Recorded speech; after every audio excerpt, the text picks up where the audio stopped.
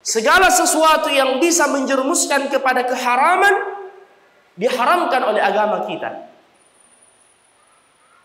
Dan ini salah satu di antara illah mengapa dalam Islam misalnya dilarang yang disebut dengan at-tamtsil, yaitu patung-patung. Itu bisa menjadi wasilah terjatuhnya orang dalam kesyirikan. Walaupun atas nama seni. Pernah ada yang datang kepada Ibnu Abbas, profesinya adalah tukang gambar. Apa kata Ibnu Abbas? Beliau mengatakan tidak boleh. Dia berkata, dan orang ini terus memaksa. Ibnu Abbas berkata, kalau kau memang ya tidak bisa meninggalkan profesimu, gambarlah makhluk-makhluk yang tidak bernyawa. Seperti pemandangan, gunung, pepohonan, itu boleh. Tapi kalau as-surah dengan rasm, apalagi kalau sampai membuat patung, ini dilarang di dalam agama kita. Karena ini dzari'ah, bisa menjerumuskan kepada kesyirikan. Mungkin waktu itu tidak, tapi syaitan itu pandai. Dan awal terjadinya kesyirikan di permukaan bumi ini, ayyuhal ikhwah, karena itu. Wa qalu la tadharunna alihatakum wa la tadharunna waddan wa la suwa'a wa la yaghutha wa ya'uqa wa nasra. Dalam surah Nuh, ayyuhal ikhwah, 5 orang saleh yang meninggal, Wad, Suwa, Yaghuth, Ya'uq, Nasra, ini namanya orang saleh dari kaumnya Nabi Nuh. Ketika mereka meninggal, pengikutnya sedih, sehingga mereka berkata, bagaimana kalau kita buatkan patung-patung untuk guru-guru kita ini, agar ketika kita melihat patungnya kita termotivasi untuk beribadah, karena mereka orang soleh. Akhirnya dibuatlah patung itu. Namun seiring dengan waktu yang berjalan, meninggal generasi awal, datang generasi berikutnya, datanglah syaitan. Syaitan mengatakan, ini patung-patung dulu dikeramatkan oleh nenek moyang kalian. Terjatuhlah dalam kesyirikan. Ya. Jadi Islam mengenal itu saddan lidz-dzari'ah atau lidz-dzara'i. Segala sesuatu yang bisa menjurus kepada kesyirikan, keharaman diharamkan di dalam agama kita, ya ikhwah. Ketika Rasulullah SAW sampai dalam ingkarul munkar, sampai dalam mengingkari sebuah kemungkaran. Apa hukumnya mengingkari kemungkaran? Wajib. Tapi kalau kita melihat ketika kita mengingkari sebuah kemungkaran bisa menimbulkan kemungkaran yang lebih besar, maka ditahan dulu. Ini kata Syekhul Islam Ibnu Taimiyah, "Mara'a munkaran wa inkaruhu yuaddi ila munkarin akbar min dzalika fa hadza munkarun yajibu ayyunkar." Barang siapa yang melihat kemungkaran yang dengan pengingkarannya akan menimbulkan kemungkaran yang lebih besar, maka pengingkaran itu juga bagian dari kemungkaran yang harus diingkari.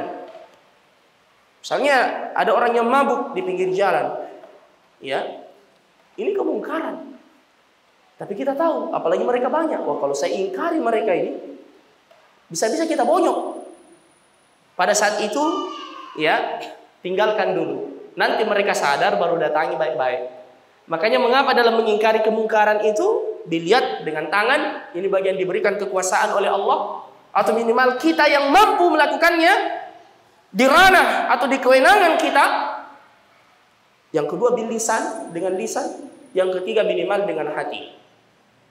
Nabi SAW ketika beliau menaklukkan kota Mekah, peristiwa Fathu Makkah, tahun keberapa Fathu Makkah? Siapa yang tahu?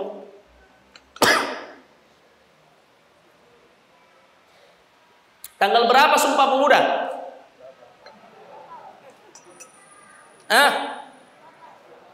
Tanggal berapa Sumpah Pemuda? 28. Tanggal berapa Fathu Makkah? Acaranya. Sumpah Pemuda dihafal, Fathu Makkah tidak dihafal.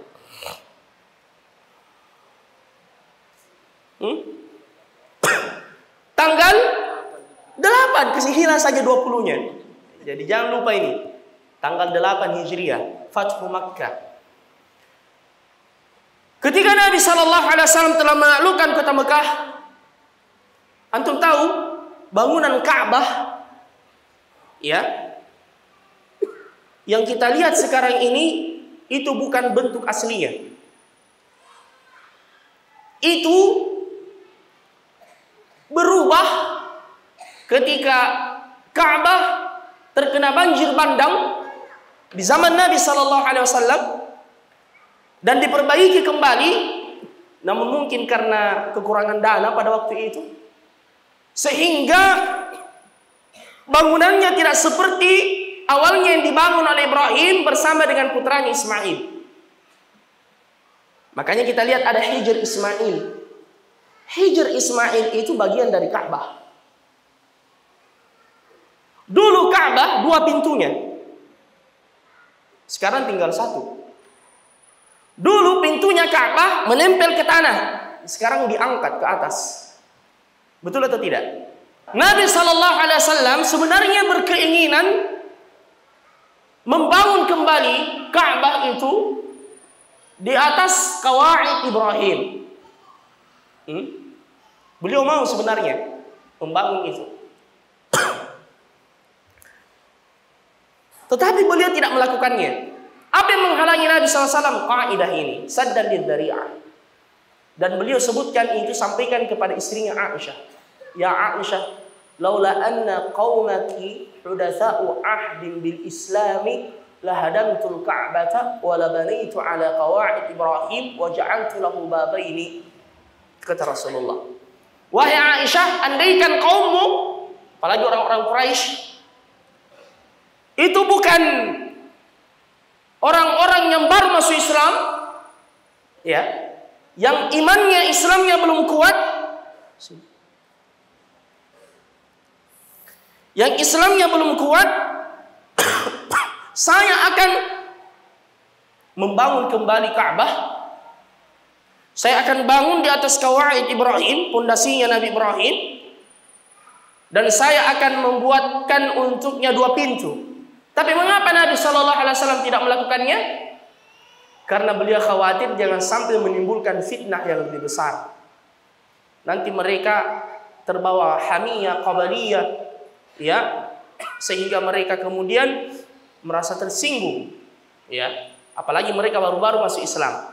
Makanya Nabi membiarkannya seperti itu. Sampai penguasa di zamannya Imam Malik sebenarnya mengusulkan kepada beliau untuk melakukan itu. Bayangkan, ini penguasa yang langsung. Tapi apa kata Imam Malik? Biarkan saja seperti itu. Akhsha an takunal ka'bata ul'ubatan baina yaday as-salatin. Imam Malik mengatakan biarkan saja seperti itu. Saya khawatir jangan sampai Ka'bah nanti ini menjadi permainan para penguasa. Mau-maunya nanti datang lagi berikutnya dirombak lagi, datang lagi berikutnya dirombak lagi. Jadi dibiarkan seperti itu. Ini kaidah sebagaimana yang kita sebutkan tadi, yang disebut dengan saddan lidzara'i'. Segala sesuatu yang bisa menjurus kepada keharaman, maka itu dilarang. Apa hukumnya salat subuh berjamaah di masjid? Wajib. Apa hukumnya begadang? Mubah. Tapi kalau begadangnya Anda menjadikan Anda melalaikan salat subuh, begadang itu bisa jadi haram. Hati-hati. Makanya Nabi SAW kana yakrahu an-nawma qabla al-isya wal haditha ba'da. Nabi itu tidak suka tidur sebelum isya dan tidak suka banyak mengobrol cerita-cerita setelah isya. Kecuali kalau ada kepentingan, misalkan ada tamu, atau hadithur rajul ma'amra'atihi, suami dengan istri, atau untuk bersama dengan anak-anak, itu lain lagi ceritanya. Tetapi itu juga harus dilihat baik-baik, ya, karena itu bisa menjadikan kita melalaikan kewajiban kita kepada Allah Subhanahu wa ta'ala. Taib.